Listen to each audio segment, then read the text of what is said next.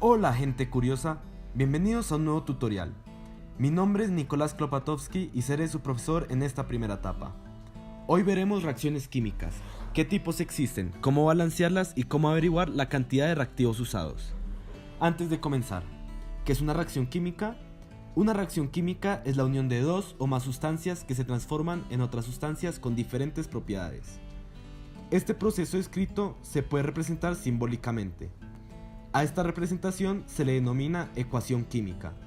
Nos facilita distinguir las diferentes sustancias usadas, sus cantidades y sus condiciones. No todas las sustancias interactúan entre ellas de la misma manera, ya sea por sus propiedades individuales o por las condiciones en las que se da la reacción. El primer tipo de reacción es la síntesis, en la cual dos o más sustancias se unen para crear un solo producto. Un ejemplo perfecto de esta reacción es la oxidación. Después sigue la reacción de descomposición, donde una molécula se descompone en dos o más productos. La reacción de sustitución ocurre cuando un átomo sustituye a otro en una molécula. La reacción de doble sustitución, del mismo modo de las de sustitución, presentan un cambio de átomos entre moléculas, pero en el caso de la sustitución doble se presenta dos veces. Un ejemplo perfecto para este tipo de reacción sería la neutralización. Además de estos tipos de reacción, están también las endotérmicas y exotérmicas, que describen la primera, que la reacción absorbe energía, y la segunda, que ésta la libera. Ya que quedaron claros los tipos de reacciones, reciban al profe Juanri que nos explicara los métodos de balanceo. Hola, soy el profesor Juan Ricardo. En este video tutorial empezaremos con el balanceo de ecuaciones. Son 4 métodos para balancear las ecuaciones químicas. El primer método es el método de tanteo o de simple inspección. El segundo método es el método de óxido-reducción o redox. El tercer método es el método algebraico. Y el cuarto es el método de ion-electrón. Empezaremos entonces con tanteo. La idea principal del tanteo es añadir el número de moles a los compuestos químicos. Después se encontrará esto multiplicando el número de moles por el número de átomos en los elementos para que así se igualen el número de átomos en los elementos a cada lado de la ecuación. Se debe encontrar el balance entre estos dos. Nuestro segundo método es el método redox. Este método se enfoca en encontrar un elemento que se oxide, o sea que pierda electrones, y otro que se reduzca, o sea que gane electrones. Para hacer esto se hacen dos ecuaciones en las que se incluyen los electrones perdidos, y la otra ecuación se encargar de encontrar los electrones ganados. Se iguala el número de electrones perdidos y ganados multiplicando las ecuaciones. Después, como hayan quedado el resto de los elementos, se incluyen a la ecuación original. Esto se debe complementar con tanteo para que quede perfectamente balanceado. El tercer método es muy fácil, es el algebraico.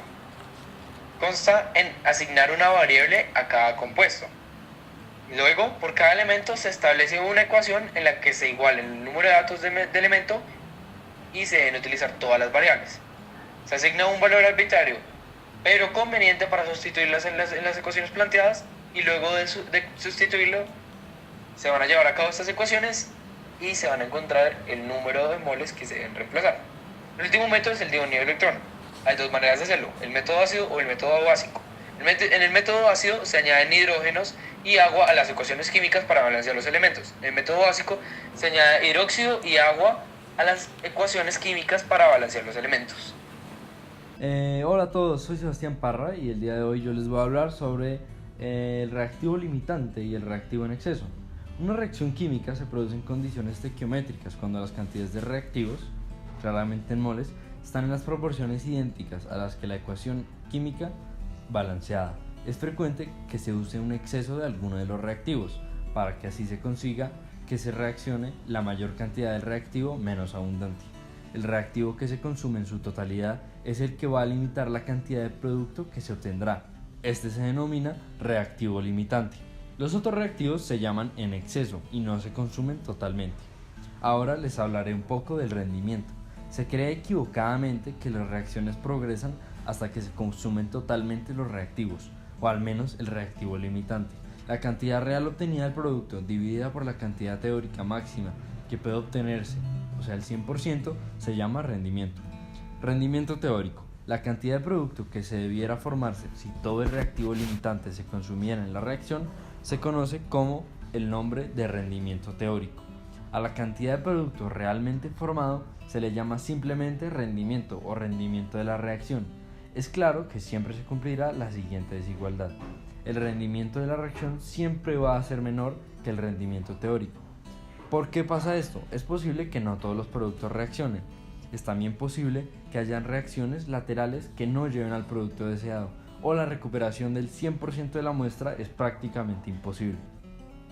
Una cantidad que relaciona el rendimiento de la reacción con el rendimiento teórico se le llama rendimiento porcentual o el porcentaje de rendimiento, y se define así: el porcentaje de rendimiento es igual al rendimiento de la reacción sobre el rendimiento teórico por 100.